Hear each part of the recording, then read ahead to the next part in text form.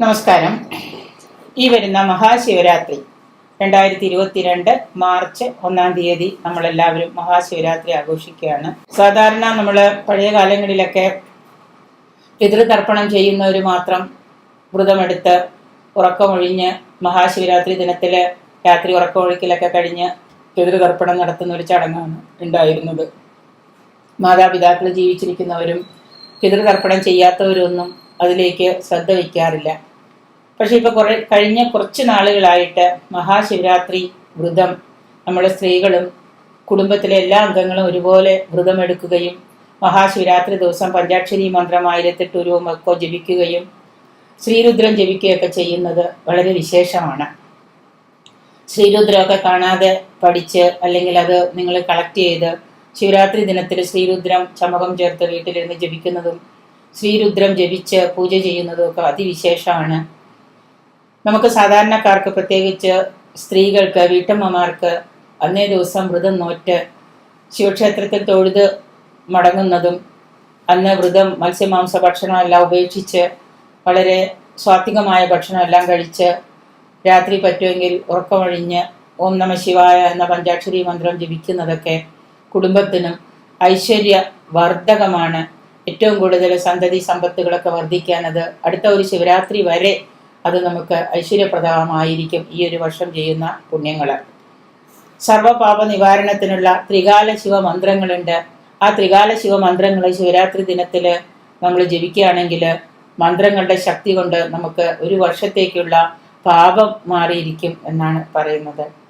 തലേ ദിവസം മത്സ്യമാംസാദികളെല്ലാം ഉപേക്ഷിച്ച് തമോ ഗുണമുൾപ്രധാനമായ ഭക്ഷണങ്ങളൊക്കെ കഴിക്കുന്നവര് തലേ ദിവസം മത്സ്യമാംസാദി ഭക്ഷണങ്ങളെല്ലാം ഉപേക്ഷിച്ച് അതിരാവിലെ കുളിച്ച്, ശിവരാത്രി 1-ാം തീയതി ആണെങ്കിൽ 28-ാം തീയതി ഫെബ്രുവരി 28-ാം തീയതി തിങ്കളാഴ്ച ദിവസം തലേ ദിവസം തന്നെ അതിരാവിലെ കുളിച്ച് അന്നേ ദിവസം നിങ്ങൾ നമഃശിവായ മന്ത്രത്തോടൊപ്പം അന്നേ ദിവസം സസ്യഭോജനം മാത്രം കഴിച്ച് രാത്രി ഒരിക്കൽ ഉണക്ക് നിർബന്ധമാക്കി പിറ്റേ ദിവസം ശിവരാത്രി ദിനത്തിൽ പൂർണ്ണ ഉപവാസം, ജലം മാത്രം കുടിച്ചുകൊണ്ടോ അല്ലെങ്കിൽ ഒരു നേരം ഭക്ഷണം കഴിച്ചുകൊണ്ടോ അല്ലെങ്കിൽ ഒരു നേരം കഴിക്കാൻ മരുന്ന് മന്ത്രങ്ങളൊക്കെ മരുന്നൊക്കെ കഴിക്കുന്നവര് ഷുഗർ പേഷ്യൻസ്, ഹാർട്ട് പേഷ്യൻസ് ഒക്കെ ഉണ്ടെങ്കിൽ അവർ ഒരു നേരം അതിരാവിലെ എന്തെങ്കിലും കഴിച്ച് ബ്രേക്ക്ഫാസ്റ്റ് കഴിച്ച് ഉച്ചയ്ക്ക് ഒരു നേരം ആഹാരം കഴിച്ച് രാത്രി പഴവർഗ്ഗങ്ങളൊക്കെ കഴിച്ച് അങ്ങനെയാവാം.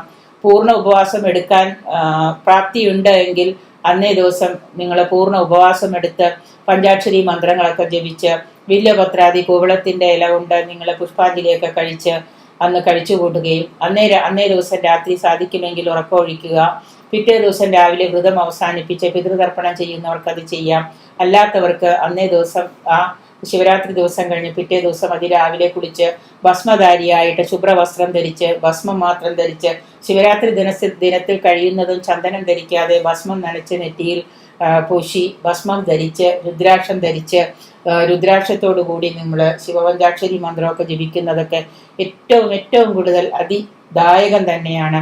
അന്നേ ദിവസം സന്ധ്യാസമയത്ത് ശ്രീരുദ്രം ജപിക്കുന്നതൊക്കെ വളരെ വിശേഷപ്രദമാണ്. ഞങ്ങൾ ഇപ്രാവശ്യം ഏതാണ്ട് 1000-ഓളം വീടുകളിൽ ഒരേ ദിവസം ആയിരക്കണക്കിന് ആളുകൾ കൂടിച്ചേർന്ന് വൈകുന്നേരം സന്ധ്യാസമയത്ത്, ശിവരാത്രി ദിവസം സന്ധ്യാസമയത്ത് ഒരേ സമയം ശ്രീരുദ്രം പൂജകളൊക്കെ ചെയ്യാൻ ഞങ്ങൾ തീരുമാനിച്ചിട്ടുണ്ട്. അപ്പോൾ അതേപോലെയുള്ള സമയങ്ങളിൽ, ആ സന്ധ്യാസമയങ്ങളിൽ ദീപാരാധന സമയത്ത് നിങ്ങളും ഭഗവാനെ ഓർക്കുന്നതും 1008 രൂപയെങ്കിലും അന്ന് നിങ്ങൾ പഞ്ചാക്ഷരി ജപിക്കുന്നത് നല്ലതാണ്. ഞാനിപ്പോൾ സർവപാപ നിവാരണത്തിനുള്ള ത്രികാല ശിവമന്ത്രം ഞാൻ പറഞ്ഞു തരാം. ത്രികാലം എന്ന് പറഞ്ഞാൽ രാവിലെ, ഉച്ചയ്ക്ക്, വൈകുന്നേരം. അത് അന്നേ ദിവസം ശിവരാത്രി ദിവസം തുടങ്ങുക. പിന്നെ ജോലിക്കൊക്കെ പോകുന്നവരൊക്കെ എല്ലാ ദിവസവും ചിലപ്പോൾ ഉച്ചയ്ക്കൊന്നും നമുക്ക് ജപിക്കാൻ പറ്റിയില്ലെങ്കിൽ പോലും മനസ്സുകൊണ്ട് ഉച്ച സമയത്ത് നിങ്ങൾ ഭക്ഷണത്തിന് മുൻപ് അത് ജപിക്കുന്നത് നന്നായിരിക്കും. ഈ ശിവരാത്രി തൊട്ട് അടുത്ത ശിവരാത്രി വരെയോ അല്ലെങ്കിൽ എല്ലാ കാലത്തും നിങ്ങൾക്ക് ഇത് ജപിക്കാൻ സാധിക്കുന്നതാണ്.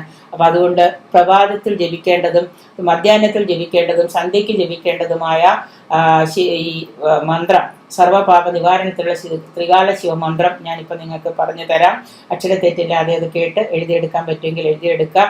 ഇനി അത് ജപിക്കാൻ എല്ലാ ദിവസവും സാധിക്കാത്തവർ അന്നേ ശിവരാത്രി ദിനത്തിലെങ്കിലും അന്ന് 3 നേരത്തും അത് ഉത്തര ദിക്കിലേക്ക്, തെക്ക് ഭാഗത്തേക്ക് നോക്കി നെയ്വിളക്ക് കൊളുത്തി കറുത്ത വസ്ത്രമണിഞ്ഞ്, കറുത്ത വസ്ത്രം എന്ന് പറഞ്ഞാൽ ഏതെങ്കിലും കറുത്ത മുണ്ടോ സാരിയോ എന്തെങ്കിലും ചെറിയൊരു കറുപ്പ് നിറമുള്ള വസ്ത്രം അണിഞ്ഞ് ഉത്തരദിക്കിലേക്ക് നോക്കിയിട്ട് ശിവരാത്രി ദിനത്തിലെ മന്ത്രങ്ങൾക്ക് ശക്തി വർദ്ധിപ്പിക്കുന്നത് നന്നായിരിക്കും.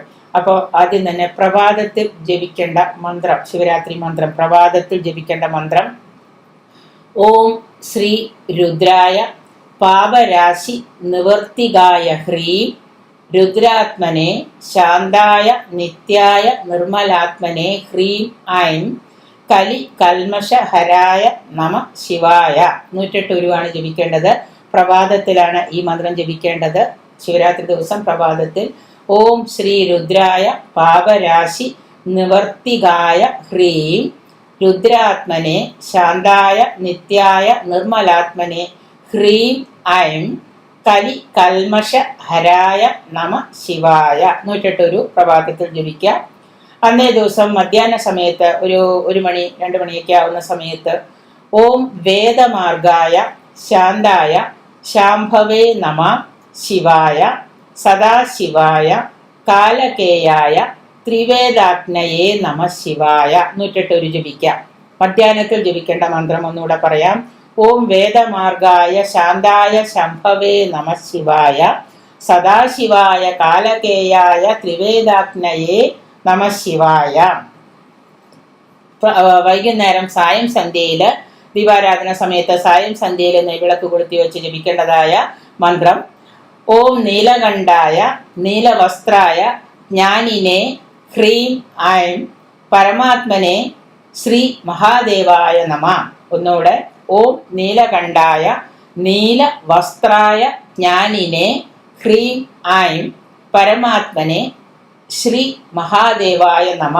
ഈ മന്ത്രം 312 തവണയാണ് സന്ധ്യാസമയത്ത് ജപിക്കേണ്ടത്. 108 അല്ല, 312 കാലത്തും ഉച്ചയ്ക്കും മധ്യാഹ്നത്തിലും ജപിക്കുന്നത് 108.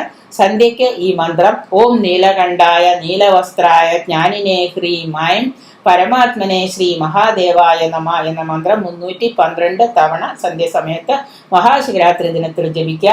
നമുക്ക് എല്ലാവർക്കും, നമ്മളുടെ സമൂഹത്തിനും കുടുംബത്തിനും നമുക്ക് എല്ലാവർക്കും ആയുരാരോഗ്യ സൗഖ്യങ്ങൾ ഉണ്ടാവാൻ മഹാശിവരാത്രി ദിനത്തിൽ നമുക്ക് വ്രതം ജപിക്കുകയും ശ്രീരുദ്രം ജപിക്കാൻ അറിയുന്നവർ ശ്രീരുദ്രം ജപിക്കാം.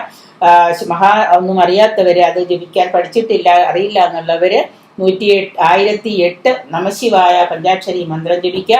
ഈ പ്രഭാതത്തിലും മധ്യാഹ്നത്തിലും സന്ധ്യയ്ക്കും ഇപ്പൊ ഞാൻ ഈ പറഞ്ഞു തന്ന മന്ത്രം അന്നേ ദിവസം നെയ്വിളക്ക് കൊളുത്തി വെച്ച് ഉത്തരദിക്കിലേക്ക് നോക്കിയിരുന്ന് അതും കൂടെ നിങ്ങൾ ജപിക്കാം.